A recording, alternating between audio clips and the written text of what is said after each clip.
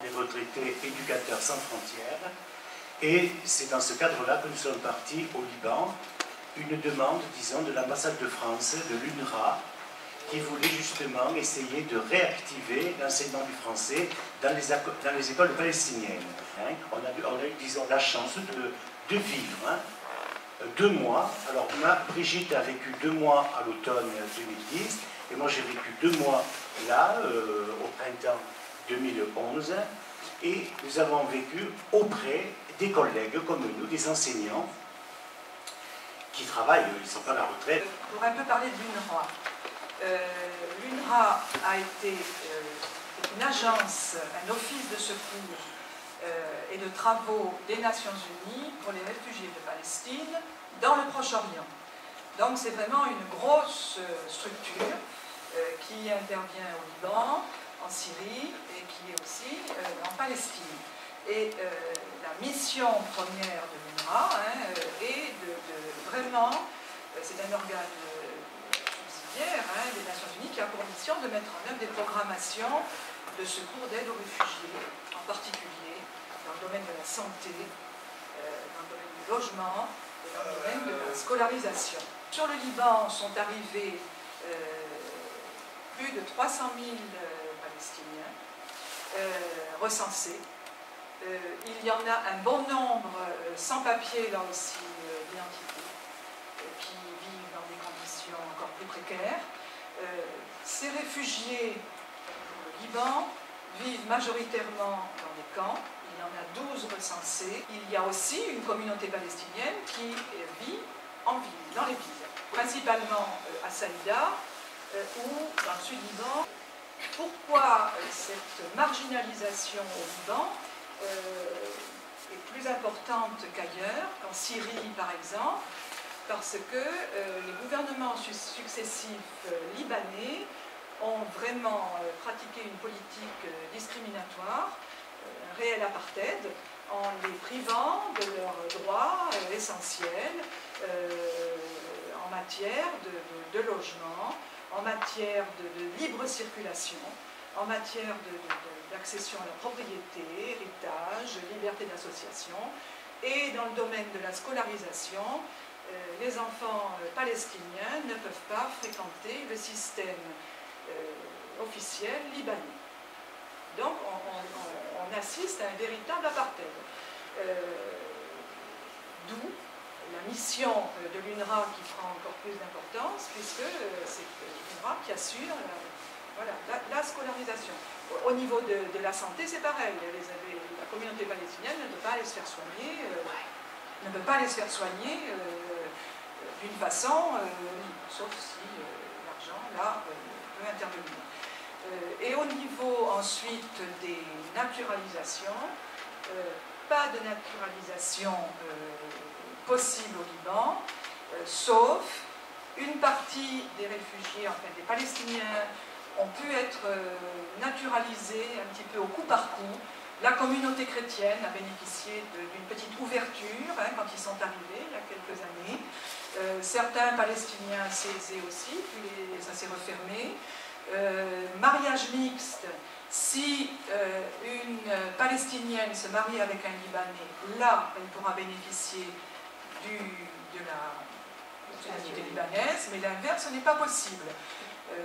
Bon nombre de couples mixtes maintenant et un Palestinien qui se marie avec une Libanaise ne peuvent pas bénéficier, les enfants non plus, de la nationalité libanaise.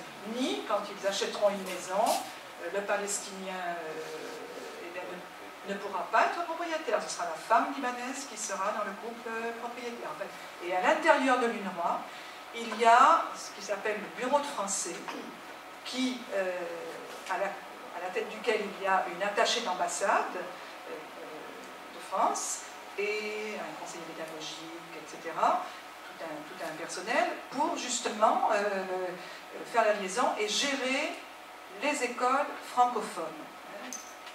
Parce qu'on va parler maintenant du système école, et dans le système éducatif, il y a un réseau d'écoles anglophones et un réseau d'écoles francophones. Et là, la France intervient dans les écoles francophones et c'est dans ce cadre-là que le greffe a été appelé. Alors, il faut savoir que les élèves, dans les écoles françaises de l'UNRWA, existent des écoles maternelles. Chose très rare au Liban. Ne parlons pas de l'enseignement privé qui existe au Liban, mais dans le cadre, disons, un peu de vie normale, les écoles normales, les écoles officielles. Les écoles officielles. Donc là, il y a des écoles maternelles qui, bien entendu, drainent et les gens inscrivent, les Palestiniens inscrivent leurs enfants, sachant que, eh bien, déjà l'école maternelle, ensuite il y a le primaire, il y a donc, comme ici, le collège, et fin du collège, donc ça correspond à la 9e classe, BEPC. Si les élèves obtiennent le BEPC, ils peuvent entrer dans un lycée libanais. On regarde les dossiers, on les classe par obtention d'une certaine moyenne. Donc les élèves là, justement, peuvent accéder au lycée. Une fois qu'ils ont accédé au lycée libanais, donc ils passent le bac, et l'UNRWA obtient plus ou moins des bourses pour les maintenir là-bas au Liban, et aussi des bourses pour que ces jeunes puissent venir étudier en France.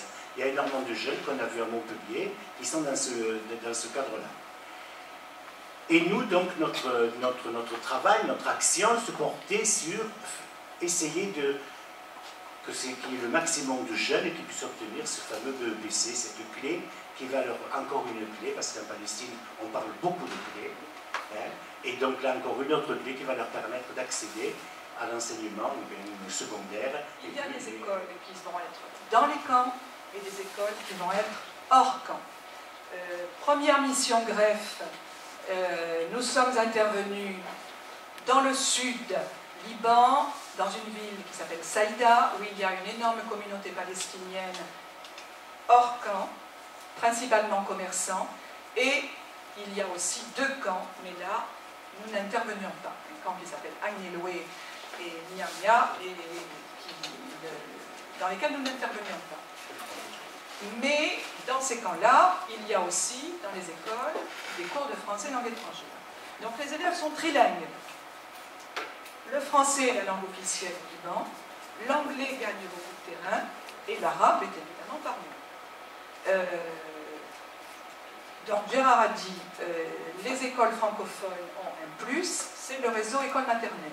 Quand on a un petit peu enquêté pour savoir pourquoi, sur quels critères les parents choisissaient les écoles francophones, c'est, en particulier pour la maternelle, l'attachement à la France aussi. Oui.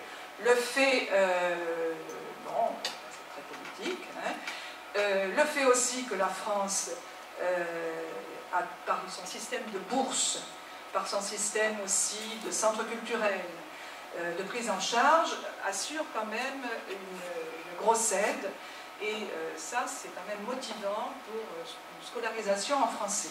Il y a à l'intérieur des camps des écoles privées d'obédience ou Hamas, ou après il y aura aussi religieuses, où d'autres enfants vont. Hein, c'est un système extrêmement compliqué. Au niveau 3e, que ce soit anglophone ou francophone, s'il y a un échec au brevet, les élèves seront déscolarisés, ils vont redoubler une fois, mais ils ne vont pas continuer, il faut qu'ils aillent travailler, donc ils vont aller faire des petits métiers, et ne continueront pas leurs études. Il y a une petite avancée avec des établissements professionnels qui passent des contrats avec l'UNRWA, des établissements professionnels privés. L'UNRWA donne des petites bourses et ils absorbent quelques élèves pour les former à des métiers informatiques, santé, etc. Le corps enseignant est aussi palestinien. Voilà, l'UNRWA est principal employeur, il n'y a pas d'enseignants libanais vraiment exceptionnellement qui enseignent.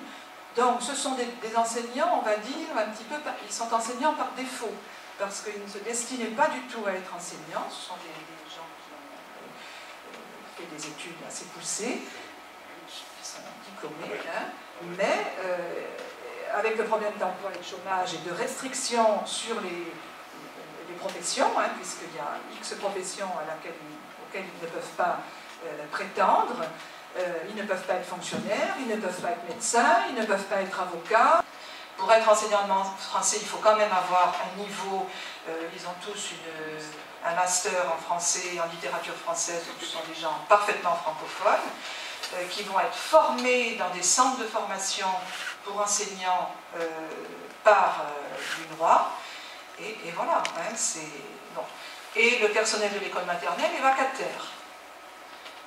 Petite avancée cette année, ils vont pouvoir être, ils ont été intégrés par l'ambassade de France titulaires, et ne pas avoir cette précarité aussi.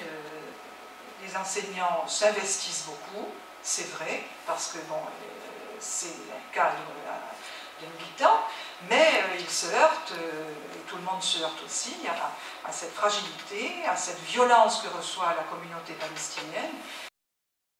Oui, pour revenir un peu à cet exil et à cette arrivée des Palestiniens, arrivée et départ forcé, donc c'est ce que disait Brigitte, pour ceux qui étaient fortunés, il y a toujours eu un échange entre, je parle d'avant 1948, entre, disons, les Palestiniens de Palestine et le Liban. Le Liban, c'était un peu bon, la petite Suisse, les gens allaient se reposer, le mont Liban a attiré pas mal de gens fortunés, notamment donc des Palestiniens, et disons que pour eux, disons, c'était bon, moindre mal. Ils ont, après, une fois qu'ils ont été obligés de rester au Liban, il y a eu quand même quelques naturalisations, et ça a été un peu plus facile. Pour les autres, alors ça c'est quelque chose alors que nous avons vécu et qu'on ne connaissait pas, c'est quand même cette problématique quand même de la terre. Que ce soit du petit, de cours préparatoires, jusqu'en troisième, et que ce soit les enseignants, ils parlent énormément de cette Palestine. Ils parlent énormément de ces biens des absents. Ils parlent beaucoup de cette clé qu'ils ont. Et quand on a visité le camp à Tripoli, eh bien, nous l'ont montré la clé. Moi, je suis tombé avec un homme extraordinaire, hein, un Palestinien. Bon, et ce qu'il m'a montré tout de suite, ça a été le drapeau palestinien, le V de la victoire et la clé. Et la clé pour dire, tu vois Gérard, un jour en Palestine, eh bien tu viendras et regarde, j'ai là-bas une maison. Alors bien entendu, je ne lui ai pas détruit, c'est pas à moi de lui détruire ce rêve. Je lui ai dit, écoute, ouais, c'est vrai, c'est bien, parce que bon, voilà, voyez-vous, c'est ça. Et c'est quelque chose qui est, mais alors, quotidien. Quotidien. Oui, alors que c'est la 3e ou 4e génération. Hein. C'est quelque chose quand même d'une réalité, même qui bon. Et quand nous sommes avec Brigitte rentrés, parce que bon, on vous a parlé de Tripoli, de Saïda, et à Beyrouth, quand même, nous étions dans le camp de Sabra et Shatila, militants comme nous le sommes avec Brigitte, la première fois que nous sommes rentrés à Sabra, je vous assure, nous avons eu les larmes aux yeux. Hein, on a eu les larmes aux yeux, on a eu les potes qui sont hérissés, on a dit, mais c'est ici qu'il y a eu et heureusement qu'il y avait cette école, heureusement qu'il y avait cette jeunesse palestinienne, qui nous ont accueillis, mais vraiment les bras ouverts.